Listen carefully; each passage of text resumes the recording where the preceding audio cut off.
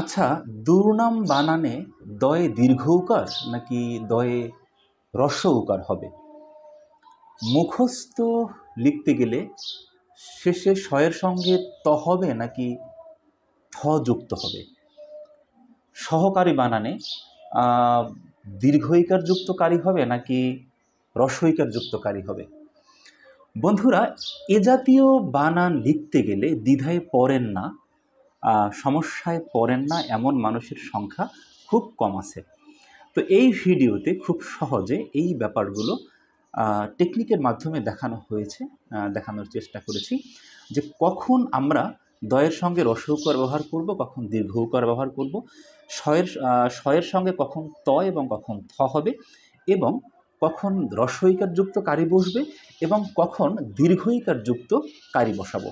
যাতে দ্বিধান্বিত না হন সেজন্য টেকনিকের মাধ্যমে সহজে সাবলীলভাবে এই ভিডিওটি সাজানোর চেষ্টা করেছি। আশা করি ভালো লাগবে।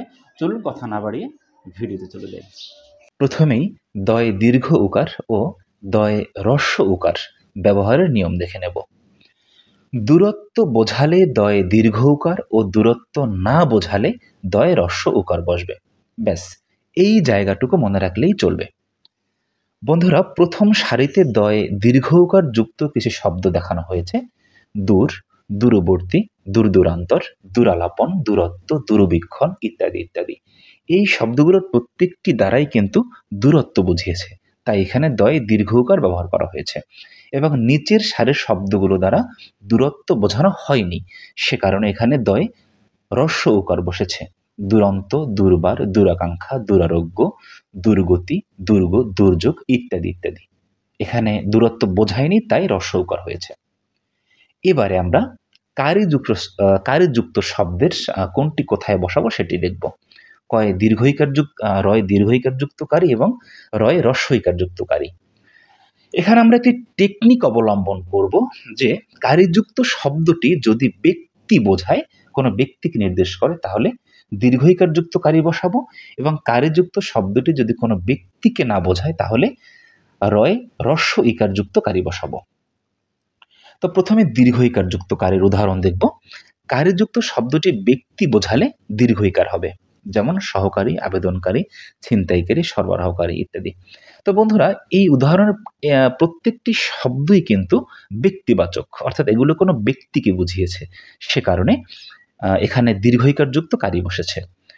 এবারে হ্রস্বইকার যুক্ত কারি। কারিযুক্ত শব্দটি ব্যক্তি না বোঝালে হ্রস্বইকার হবে, হ্রস্বইকার যুক্ত কারি হবে। সরকারি, দরকারি, তরকারি, এই শব্দগুলোর কোনোটিই কিন্তু কোনো ব্যক্তিকে বোঝায়নি, ব্যক্তিবাচক নয়, সে কারণে হ্রস্বইকার বসেছে।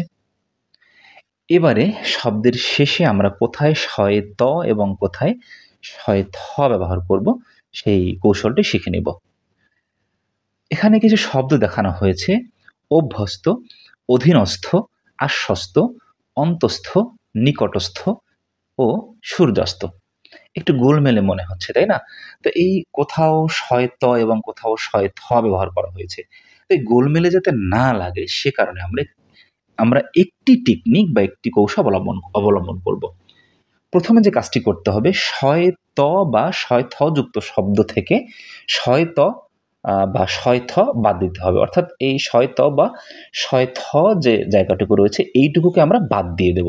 তাহলে বাম পাশে যে শব্দাংশ থাকবে আমরা দেখব ওই শব্দাংশটুকু কোনো অর্থবোধক শব্দাংশ কিনা। যদি পূর্ণাঙ্গ কোনো অর্থ দেয় তাহলে আমরা শয় থ ব্যবহার করব। উদাহরণ হিসেবে বলা যায়, আমি এখানে কিছু শব্দ লিখেছি, দেখুন: অধীনস্থ, নিকটস্থ, পকেটস্থ, দ্বারস্থ, কণ্ঠস্থ, মুখস্থ। এবার আমরা কি করব, এই শব্দগুলো থেকে শয় থ যুক্ত যে জায়গাটুকু আছে সেটুকুকে আমরা বাদ দিয়ে দিব। বাদ দিলাম, কি রইল? অধীন, নিকট, পকেট, দ্বার, কণ্ঠ ও মুখ। এখন দেখুন, এই অধীন, নিকট, পকেট, দ্বার, কণ্ঠ, মুখ কিন্তু পূর্ণাঙ্গ শব্দ এবং অর্থবোধক শব্দ। এ কারণে সহজেই আমরা এরপরে শয়থা ব্যবহার করব। বিষয়টা সহজ হয়ে গেল। এবং শয়ত কোথায় ব্যবহার করব? দেখুন, এখানে কিছু শব্দ: অস্ত, আশ্বস্ত, পর্যদস্ত, পরাস্ত, সূর্যাস্ত এবং প্রশস্ত। এখন এই শব্দগুলো থেকে আমরা শয়ত যুক্ত জায়গাটুকে বাদ দিয়ে দিব। তাহলে আমরা দেখব কি ঘটে। কি থাকে? অ, আস্য, পরযদু, পরা, সূর্যা, প্রস। এখন দেখুন এই শব্দাংশগুলো কিন্তু কোনো অর্থ দেয়নি এবং এগুলো অর্থহীন। এগুলো অর্থবোধক কোনো শব্দাংশ নয়। তো আমরা চোখ বন্ধ করে এর পরে শয়ত ব্যবহার করতে পারি। তাহলে মোট কথা দাঁড়ালো শয়ত এবং শয়থযুক্ত শব্দের ক্ষেত্রে যদি শয়ত এবং শয়থা বাদ দেওয়া হয়, যুক্ত বর্ণটি বাদ দেওয়া হয়, তাহলে বাকি অংশটুকু যদি অর্থবোধক হয়, তাহলে শয়থ ব্যবহার করতে হবে। অর্থবোধক না হলে শয়ত ব্যবহার করতে হবে। ধন্যবাদ।